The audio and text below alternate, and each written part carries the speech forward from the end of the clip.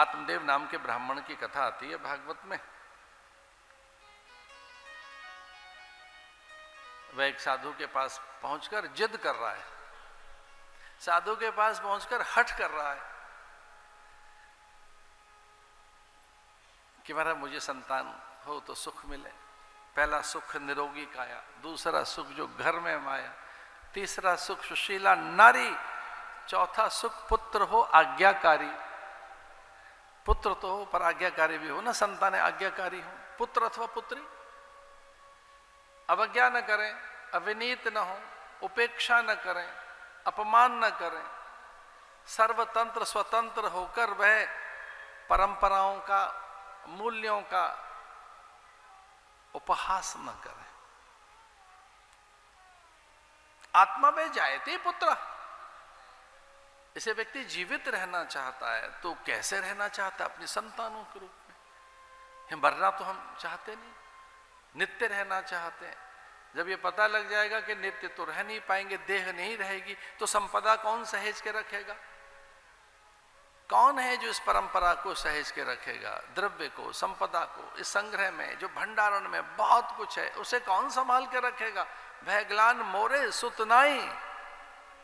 ऐसे तो दशरथ में भी एक प्रकार की ग्लानि हुई कि कौन है जो उसे संभाल के रखेगा,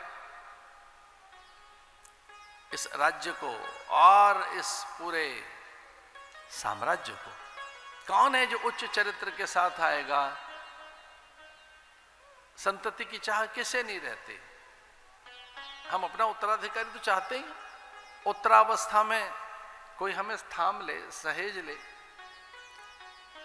वो केवल गृहस्थी नहीं, सन्यासियों में, साधुओं में भी उत्तराधिकारी के चयन के लिए थोड़ी सजगता और थोड़ी सी व्याकुलता देखी गई है कि कोई कुलशील के साथ अच्छा मिले, योग्य शिष्य, तो विद्या को संभाल कर रखे, परंपराओं को, पूजा और संप्रदाय के नियमों को। जो सांप्रदायिक नियम है, पूजा, उपासना, विद्या अथवा व्यवस्थाएं, उत्सव, इन्हें कौन संभालेगा? अच्छे अच्छे महापुरुषों में इस प्रकार की एक सजगता, चौकन्नापन, किंचित व्याकुलता तो देखी गई कि भाई कोई अच्छे महापुरुष साधु मिले तो उसे हम उत्तराधिकारी बनाएं उत्तरावस्था में। वैसे ही ये हट कर रहा है कि महाराज मुझे संतान दे दीजिए। महाराज मना कर रहे हैं, तेरे भाग्य में दुख लिखा है, अपमान है, तिरस्कार है, ग्लानि लिखी है। संतान तो होगी लेकिन संतान तुझे दुख देगी, कष्ट देगी।